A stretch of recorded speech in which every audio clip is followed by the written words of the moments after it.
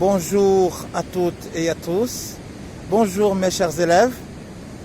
Inch'Allah, dans cette vidéo, on va consacrer un peu de temps pour voir du près les différentes parties de notre premier chapitre qui s'intitule À la découverte des milieux naturels. Donc, c'est pour cela j'essaierai de visiter 3 milieux différents pour voir quelles sont leurs compositions, de quoi ils se constituent, quelles sont leurs caractéristiques. Dans un premier temps, j'ai essayé de visiter l'embouchure du Ouatsous pour voir quels sont différents êtres vivants qui l'abritent, différents composantes non vivants qui existent. Dans un deuxième temps, je consacrerai aussi une heure ou bien un peu de temps pour visiter Ouad Taildi. Ouad Taildi, c'est un autre milieu qui est différent du premier. Dans un troisième temps, j'ai visité la zone littorale ici à Anza, une zone littorale comme zone de passage entre le milieu océanique et le milieu continental. J'ai fait cette visite pour voir aussi quelles sont les différentes caractéristiques de ce milieu, de quoi il se caractérise, de quoi, ou bien quels sont les êtres vivants qui existent ici, les composantes non vivantes de ce milieu.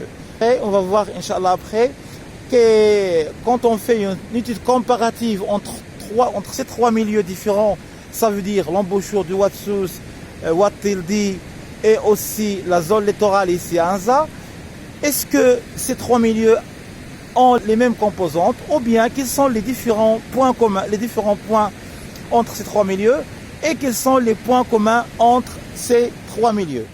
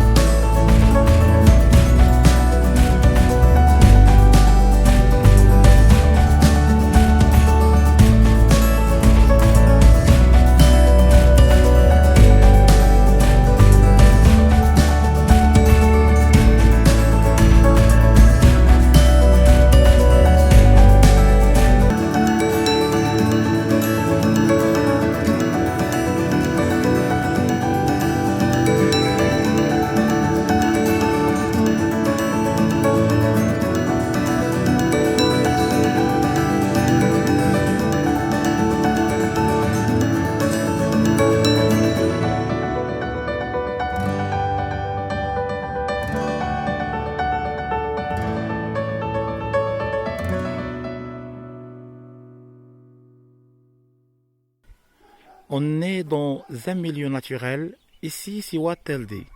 C'est un autre milieu différent du premier. Il se compose d'une composante vivante, surtout comme vous voyez ici les arbres et les arbustes et les herbes.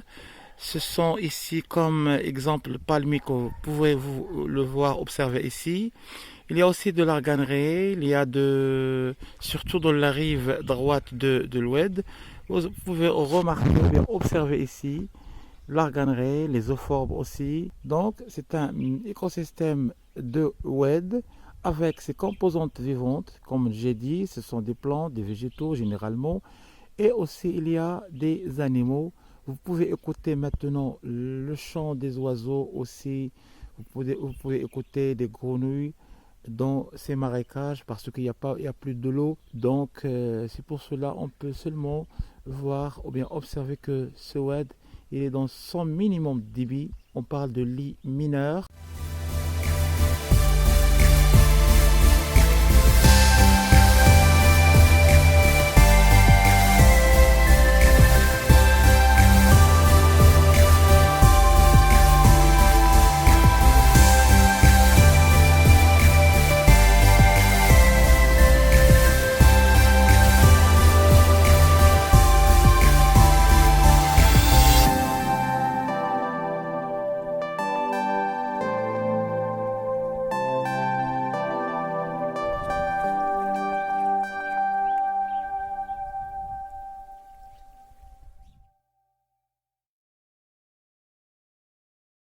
On est maintenant dans un troisième milieu naturel, c'est l'océan.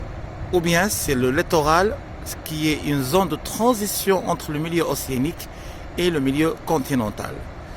C'est un milieu qui est différent du premier, qui est l'embouchure de Oued Souss, et du deuxième qui est au niveau de Oued Teldi.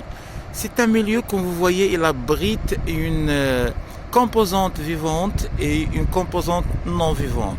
Quand on parle d'une composante vivante, généralement, on parle ici, comme vous pouvez voir, quand on fait un zoom sur ces oiseaux, ici, ce sont les mouettes, et il y a d'autres êtres vivants qu'on va voir du près. Et il y a aussi une deuxième composante non vivante, ça veut dire, je parle ici de l'eau et de l'air et du sable ou bien du sol d'une façon générale.